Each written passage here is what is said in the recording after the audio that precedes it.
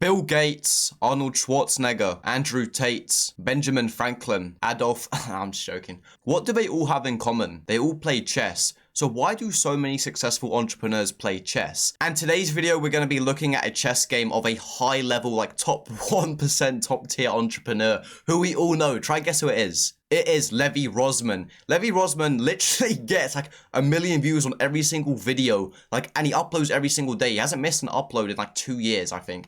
And he's also like writing a book. Like, I can't help but have like a level of admiration for Levy Rozman, especially because I'm like doing YouTube. Like, maybe you are as well, or like maybe you're an entrepreneur yourself, or you know, you do whatever you do. Like Levy Rozman, like his work ethic is just like absolutely admirable. So anyway, today I thought I'd go over like Levy Rozman's like best game. It's like absolutely insane. And at the ending. So anyway, we're also going to be uncovering like why like so many successful people play chess. So Levy's opponent opens up with the move knight f3. We see d5 taking the center, c4, and now d4. This is a move played by some of the top players in the world. People like Duda, Magnus Carlsen. A guy called Otto likes to play it a lot. So, you know, top stuff you can only imagine. Here we see b4. You know, it's like a really interesting opening off the bat. And here Levy plays a move that in this position is only played 7.1% of the time. He goes g5, which is just like a complete kind of gambiting move. Queen a5 check first, just the queen coming out, so we see c6 blocking the check, and now we see a novelty. Normally white takes here, instead we see a move that has never been played before, and after queen b3 we're in a complete new game, complete new territory. Sorry, I just had to pause for like 5 minutes. It was an aeroplane coming past, and like, you know, I'm like skipping school today to make this video. I'm just like completely rethinking my life choices. So anyway, we see queen b3, and now we see bishop g7, so Levy like gets his bishop into the game. We see knight g5, and now e5, so grabbing the center. The center is very valuable in chess. You know, in your own games, trying to apply this like same principle, especially in the middle game, just try control the center. We see queen g3 now. So like the idea behind queen g3 is to first defend the knight, and the dual function behind this move, queen g3, is to maybe like apply some x-rays to this bishop. So something you have to keep in mind, like if you're Levy Rozman here.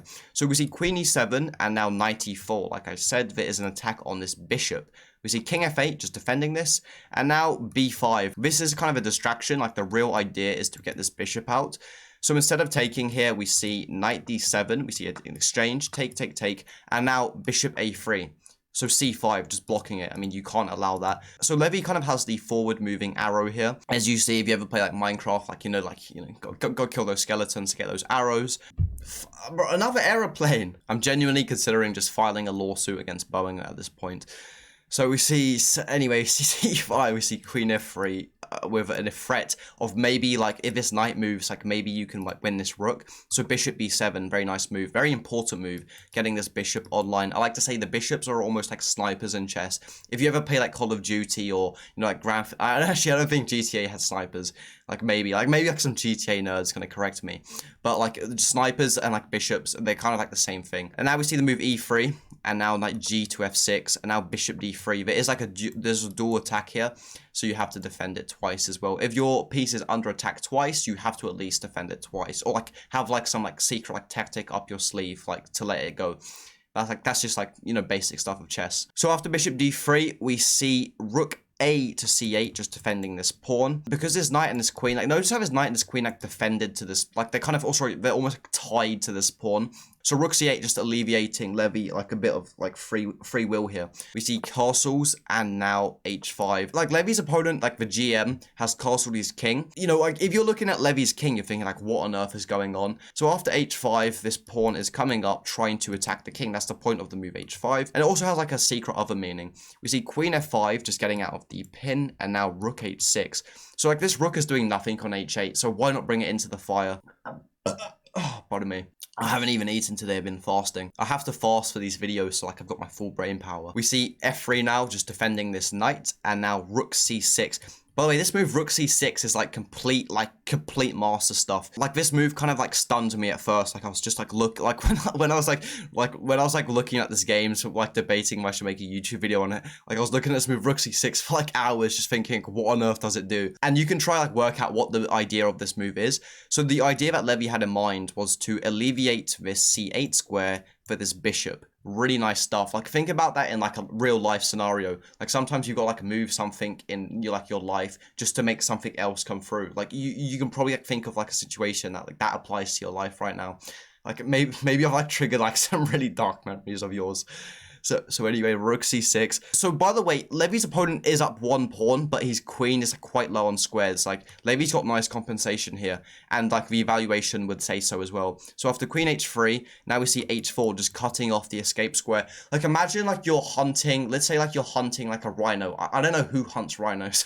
By the way, that could get me, I just realized that could get me that cancelled. But like just imagine like you're hunting like some animal. Like let's say like you're hunting a boar. Like sometimes you might have to waste a bit of time, just like cut off its escape square, and that's exactly what Levy's doing here. So we see knight f6, and now bishop f5, stopping this bishop from coming to the c8 square. Nice stuff. Here Levy goes king g8, just getting this king off this diagonal with this queen. You never want your queen and your king on the same diagonal, especially if your opponent has a bishop that's on like the same color complex as this kind of like lineup you have. Levy's opponent releases a bit of tension in the center. He goes ed4, we see ed4, and now king g2, interesting move. And now Levy goes rook h5, attacking this bishop. Why not? But Levy's opponent throws a counter punch. I'm not sure if any of you like ever played UFC, or like you like watching the UFC, or like you actually do mixed martial arts in real life. Like, you know, like sometimes like the best offense is just to like completely just like throw your own punch.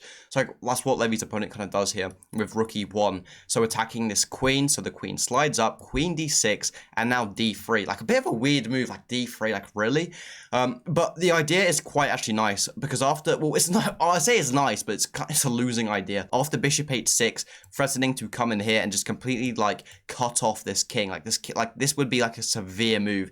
Like you can't let your opponent penetrate this hole, or like your position would just be like completely bleeding out. So you have to play the move rook e4 here. And this is just like completely horrible. So we see knight e4, fe4, and now queen e5. So attacking this bishop, or at least adding some pressure. We see the move king e2 now, and now we see rook f5, which doesn't actually win a bishop, because even though this is pinned, you can take with the queen, but Levy had something else stored up his sleeve. By the way, the reason why I'm wearing this hat today, not that any of you actually care, is because my hair's looking horrible. Maybe you can relate sometimes, you know, you just gotta put a hat on. So after queen f5, we see queen h2, and after queen h3, threatening to exchange. If you're Levy here, you need to keep your queen on the board. So we see queen f4, we see queen f3, and now queen g5. Now the position is extremely dire, because after king d1, here after rook b6, and king c2. Try pause the video and find the move Levy played to make his opponent resign. So if you did find the move is bishop c6. Congratulations if you found that.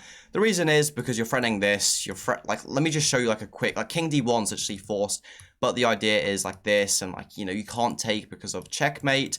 Like there's just so many threats here that like, also bishop a4 would be like a complete KO. Bishop a4 is just checkmate. So that's why Levy's opponent resigned after the move bishop c6. Hopefully you enjoyed that video. If you want to see more videos like this, like and subscribe. If you're serious about getting better at chess and want to do some one-on-one coaching with me, there's a link in the description. If you want to see more videos like this, you might want to see this one. Thank you for your time and attention. Have a good day.